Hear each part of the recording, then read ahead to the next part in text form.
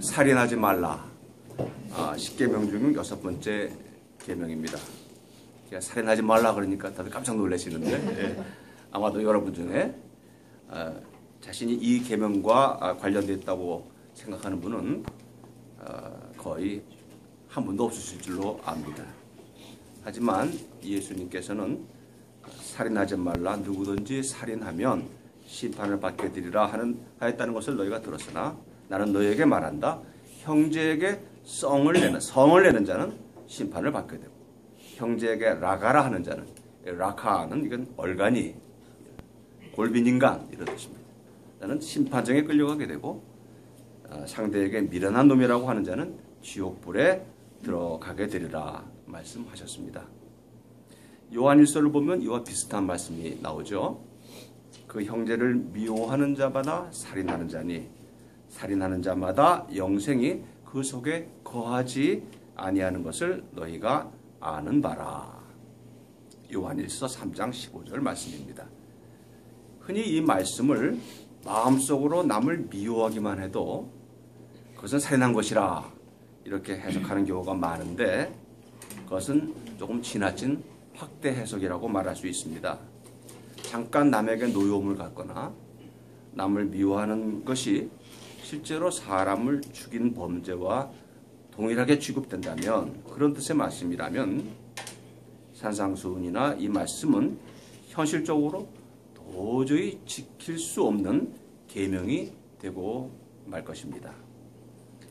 이런 실천 불가능한, 한마디로 몽상적인 계명, 그러게 장롱 속에 모셔놓을 수밖에 없는 그런 계명, 그리고 인간 모두가 얼마나 악하고 부패한 존재인가를 일깨울 때만 가끔 장롱에서 꺼내어서 사용하는 그런 계명, 교회 안팎에서 이 본문 말씀들이 그런 계명으로 취급받아온 것이 어느 정도 사실입니다. 물론 비록 잠깐 동안이지만 마음속으로 남을 미워하는 것도 결코 선한 일은 아닙니다. 하나님이 기뻐하시는 일은 아닙니다. 그러나 형제를 미워하는 자마다 살인하는 자라는 말씀은 그 미움이 마음속에서 또 아리를 들고 뿌리를 내려서 고착이 되고, 그리고 상대방에게 어떤 형태로든지 성을 내거나 모욕적인 언행을 통해서 예수님 말씀대로 전달이 되고, 그리함으로써 그 형제의 인격에 치명적인 상처를 주는 것, 다시 말해서 특정 인격을 겨냥하여 발산되는 증오, 폭발하는 분노, 이것이 살인행위와 같다 하는 말씀입니다. 비근한 예로 요즘 많이 이야기되는 땅콩 회항 사건의 주인공이 그 항공사 직원에게 막말을 하고 무릎을 꿇리고 그들에게는 귀중한 삶의 현장인 비행기에서 쫓아낸 것, 이것이 바로 이에 해당한다고 말할 수가 있겠죠. 피해자인 사무장은 법정에 나와서 자신은 그때 무참하게 인격적 살인을 당했노라고 그렇게 분명히 말하고 있습니다. 그런 극단적인 예가 아니라 할지라도 우리 삶 속에서 남의 인격적 존엄성을 무너뜨리는 언행이 상대방 면전에서 직접 그러든지 아니면 소위 말하는 뒷담화를 통해서 그러든지 얼마나 흔하게 일어나고 있는지 모릅니다. 잠깐 험한 말을 용서하고 들으십시오. 또라이, 얼간이, 골빈 자식, 미친놈, 한심한 인간, 구제불능, 심지어는 마귀 새끼 등등과 같이 그 못된 욕설의 종류는 일일이 열거할 수조차 없습니다. 인격 모독은 인격의 창조자이신 하나님에 대한 모독과 다를 바 없기 때문에 그런 식으로 타인의 인격을 파괴하는 자들이 바치겠다고 가져오는 예물을 하나님께서 받으실까요? 받으실 일이 없다는 것은 너무나 자명한 것입니다. 오히려 철저히 회개하고 즉시 그에 합당한 행동을 하지 않는다면 준엄한 심판을 피할 수가 없습니다. 예수님께서 그러므로 하나님 앞에 예물을 드리다가 형제에게 원망받을 일을 한 것이 생각나거든 예물을 제단 앞에 두고 먼저 가서 형제와 화해하라. 이렇게 말씀하신 이유가 바로 그 때문이죠. 여기서 가서 화해하라 는 말씀은 가해자로서 가서 진심으로 사과하고 보상할 것은 보상하라 하는 말씀입니다. 여기서 잠깐 우리가 생각할 게 있습니다. 우리 기독교인들은요, 남을 용서하라는 말씀을 많이 듣습니다. 주기도문에도 나와 있습니다. 그 말씀에 많이 접하고 익숙하기 때문에 무의식적으로 어떤 생각이 있냐면 나는 항상 대인관계에서 늘 피해자의 입장에 서 있는 것으로 착각할 때가 많습니다. 그래서 나는 어떻게 피해자로서 남을 용서할 것인가 여기에 많이 몰두할 때가 많습니다. 하지만 인생을 살면서 우리는 피해자인 경우보다 가해자로 행동한 경우가 더 많을 수도 있음을 인정해야 할 것입니다. 실제로 이 마태복음의 산상수훈을 보면요, 피해자로서 용서하라는 명령에 앞서서 오늘 이 말씀이 나옵니다. 가해자로서 먼저 화해 행동, 즉 용서를 빌고 화해하라는 명령이 나오는 것입니다. 그리고 그렇게 피해자에게 사과하고 보상하는 행동은 예배당에서 헌금을 드리기 직전이라 할지라도 비록 그것을 잠시 중단하고 먼저 서둘러야 할 만큼 다급한 일이라 이렇게 강조해서 말씀하고 계시는 것입니다. 그렇습니다. 피해자에게 사과하고 화해하는 것이 예배당에서 헌금을 드리는 것보다 더 중요한 일이라고 말할 수는 없겠지만은 적어도 우선순위로 볼 때 먼저 행해야 될 긴급한 일이면 틀림이 없습니다.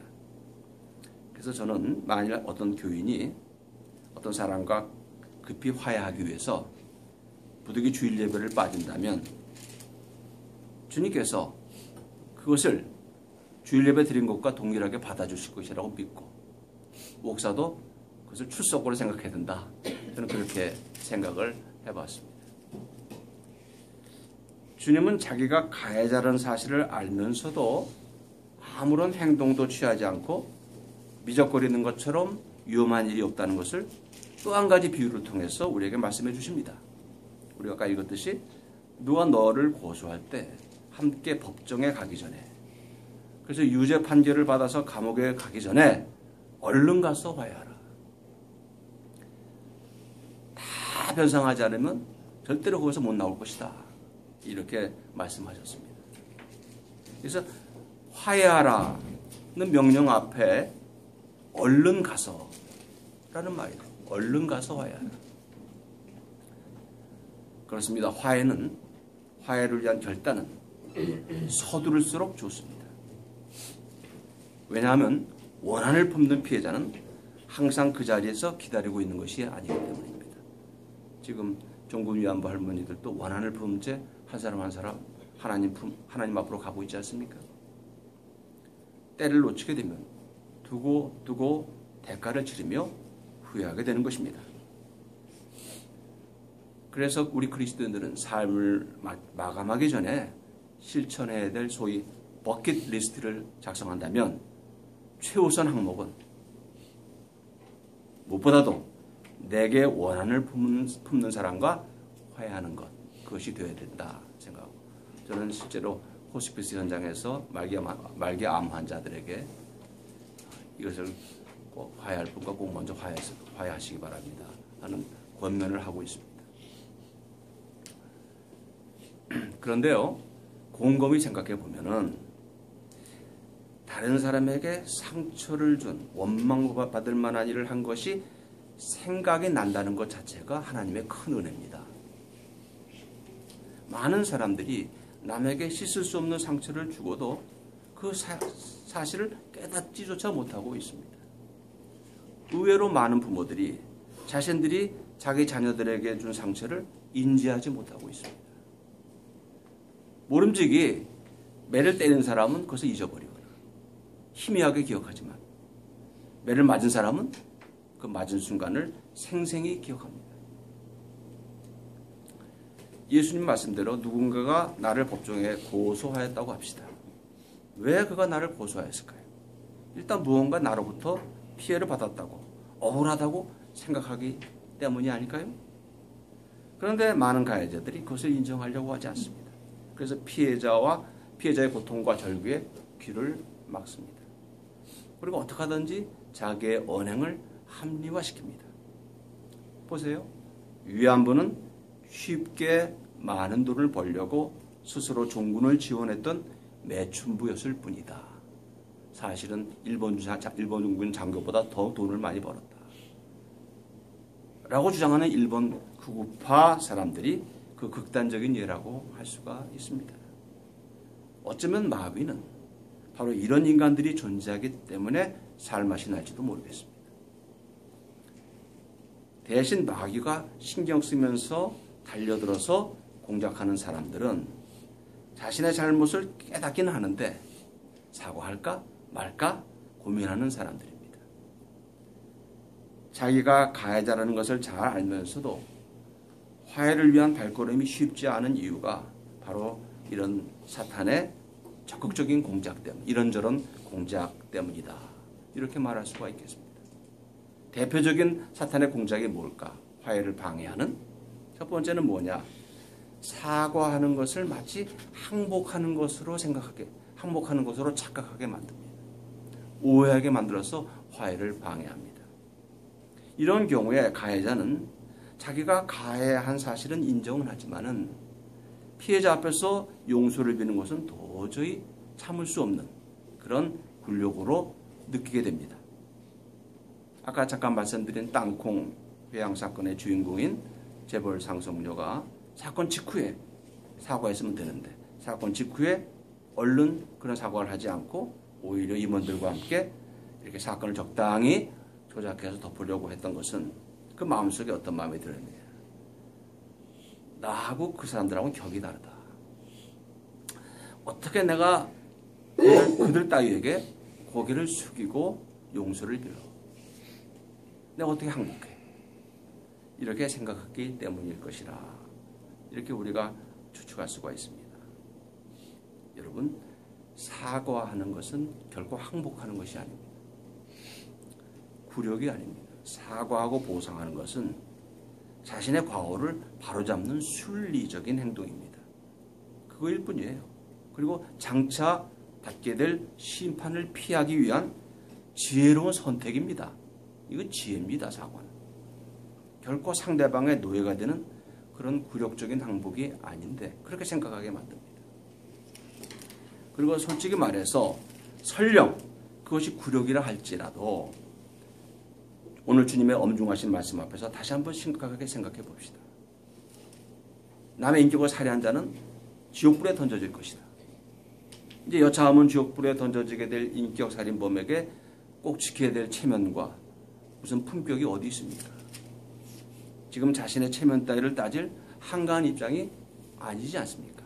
그걸 생각한다면 이렇게 사과하는 것을 굴욕으로 생각한다. 이런 것은 일종의 교만이다. 이렇게 말할 수밖에 없습니다. 또한 이 화해를 방해하는 사탄의 두 번째 흔한 공작은 열등감과 두려움을 자극하는 것입니다. 원래 자존감이 두터운 사람은 별로 그런 걱정하지 않아요. 그런데 약한 자존감의 소유자는요, 자신이 사과를 하는 순간에 그 얇은 자존감마저 다 날아가 버리지 않을까. 이렇게 두려워합니다. 그래서 이 열등감이나 컴플렉스가 많은 사람일수록 사실은 상대방에게 자연스럽게 사과하기가 힘듭니다. 그렇지만은 실제로 사과를 결행을 해보면 결과는 오히려 그 반대임을 알 수가 있습니다. 먼저 고개를 숙이는 순간 비참해질 것이라는 예상과는 달리 오히려 하나님께서 주시는 다른 차원의 자존감이 샘솟는 것을 느낄 수가 있는 것입니다. 고린도후서 12장의 말씀대로 내가 약해질 바로 그때 오히려 강해지는 것이다.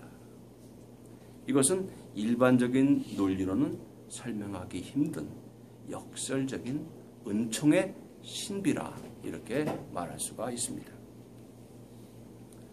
사탄은 이렇게 저렇게 회방할 뿐만 아니라 또 교회 안팎에서 특별한 방법으로 회방합니다. 그것은 뭐냐? 속죄의 은혜에 대한 착각을 일으켜서 그래서 화해를 방해합니다. 무슨 말씀인가 하면은 몇 년 전에 칸 영화제에서 대상을 받은 미량이라는 영화를 기억하실 것입니다. 영화 속의 여주인공 신혜는 한 유괴 살인범에게 밀양이라는 도시에서 살다가 아들을 잃습니다. 절망하던 신혜는 우연히 들린 어떤 교회에 등록하게 되고 그 교회에 열심히 다니게 됩니다. 거기서 다시 힘을 내서 그리고 다시 일어나서 살려고 합니다. 그리고 얼마 후 원수를 용서하라는 주님의 말씀을 읽고 그것을 실천하기 위해서 아들을 죽인 범인이 수감되어 있는 교도소로 면회를 갑니다. 면회소에서 범인을 만난 이 신혜는 내가 지금 믿음으로 당신을 이미 용서했다는 사실을 당신에게 알려주려고 왔어요 라고 말하죠. 그런데 그 말을 들은 범인이 지극히 평안한 얼굴로 자신도 이미 하나님을 만나서 회개하고 죄 사함을 받았노라 이렇게 대답하는 것이었습니다. 그리고 하는 말이 저는 하루하루 평안과 감사 가운데 살고 있습니다. 그리고 신혜 씨를 위해서도 기도하고 있습니다. 라고 말하는 것이었습니다. 그런 그의 말을 듣는 순간에 이 신의 얼굴색이 갑자기 변화된 것입니다. 영화는 예상하지 못한 파탄의 반전이 일어납니다. 들고 가던 꽃다발을 바닥에 내팽개치고 면회소를 나오면서 신혜는 하늘을 향해 울부짖습니다. 왜 피해자는 난데 내가 용서하기도 전에 하나님 당신이 먼저 용서하는 거예요. 왜 용서하는 내 권리마저 가로채는 거야. 이렇게 부르짖죠. 그 후 그녀는 하나님과 교회를 증오하고 욕하기 시작합니다. 신혜는 그렇게 하나님을 비난하지만 사실 그것은 하나님께서 잘못하신 것이 아니죠. 문제는 뭡니까? 그 범인의 뻔뻔한 신앙에 문제가 있는 것입니다. 범인은 교도소에서 예수님을 만나서 죄사함을 받고 평안 가운데 산다고 말했습니다. 하지만 정말 그의 말대로 그가 진정 예수님을 만났다면 무엇보다도 먼저 예수님의 말씀에 순종을 해야 됐을 것입니다. 그것은 먼저 피해자인 신에게 연락해서 사과하고 용서를 빌었어야 할 것입니다. 미리 그렇게 못했다면 그날 만났을 때 무릎을 꿇었어야 될 것입니다. 그리고 자신의 능력 안에서 제가 어떻게 하면 되죠? 어떻게 하면 보상이 되겠습니까? 물었어야 될 것입니다. 이것이 주님의 명령 아닙니까? 오늘 우리에게 주신 명령 아닙니까? 그것이 자신의 죄를 대신 짊어지고 십자가에 돌아가신 바로 그분의 명령인 것입니다. 그런 것을 무시하고 나는 하나님께서 죄사함 받았어. 나는 문제 해결됐어. 하나님과만 문제가 해결되면 모든 것이 다 해결된 것이냐. 그렇게 하면서 예배드리고 산다는 것이 과연 말이 되는 것입니까? 이 영화는 혹시 예수를 믿고 죄사함 받고 행복하다는 많은 사람들 중에서 남에게 자신이 준 상처와 고통을 그대로 방치한 채 그런 자기만 즐거운 자기만의 축복 속에서 도취되어 살고 있는 사람들은 없는지 이 영화는 기독교들을 향해서 통렬하게 질문을 던지고 있는 것입니다.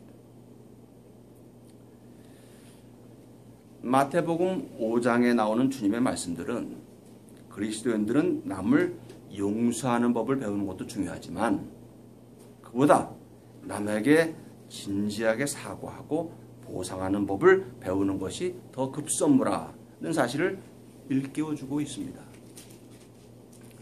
하지만 앞서 말했듯이 사탄은 하나님과 사람 사이의 화해건 아니면 사람과 사람 사이의 화해건 이 화해라는 현상 자체를 지극히 싫어합니다. 그런 사탄의 공작과 회방을 극복하고 화해를 이루어내는 것은 결코 쉬운 일이 아닙니다. 아니, 어떻게 보면 인간적으로 불가능에 가까운 일입니다. 하지만 오늘 이 말씀은 그 화해하는 일은 우리가 병원에서 응급 상황에서 수술을 결단하고 실행에 옮겨야 하는 것처럼 어떻게 하든지 서둘러서 결단하고 실천해야 될 거의 치명적인 크리티컬한 사명이기 때문에 우리는 이 화해할 수 있는 힘을 달라고 하나님께, 주님께 매달려서 기도를 해야 됩니다. 매달려 기도하지 않으면 화해할 능력이 우리에게 없어요.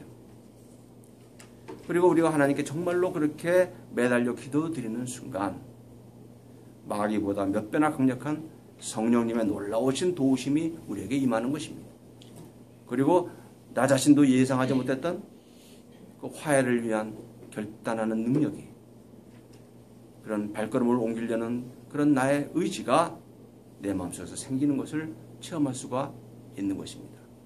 왜 그렇습니까? 마귀가 화해라는 현상을 그렇게 싫어하는 것과 대비해서 성령님은 그 어떤 사람들보다도 화해를 위해서 결단하는 그 사람을 가장 먼저 그리고 가장 확실히 도와주는 분이기 때문에 그렇습니다. 그러므로 우리의 의지력과 우리의 인성으로는 화해를 이루지 못하지만 우리가 성령님께 간절히 기도할 때 우리의 화해의 결단을 실행에 옮길 수 있는 그런 축복을 우리가 받게 된 줄로 믿습니다. 저와 여러분이 바로 그런 축복의 주인공들이 될 수 있기를 주의 이름으로 축원합니다. 기도드리겠습니다. 하나님,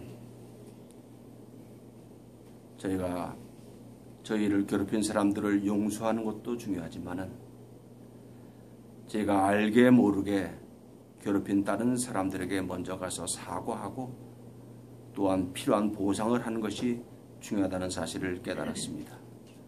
주님, 그런 사실이 생각나지 않는 일, 제가 잊어버린 일이 있거든 저희들이 생각나게 하여 주시고, 생각나도 결정하지 못하고 용기를 내지 못하면 주여 성령께서 오셔서 그렇게 그것을 결정하고 행동에 옮길 수 있도록 힘을 주시고 아버지 하나님 마음의 방향을 붙들어 주시옵소서. 예수님의 이름으로 기도드립니다. 아멘.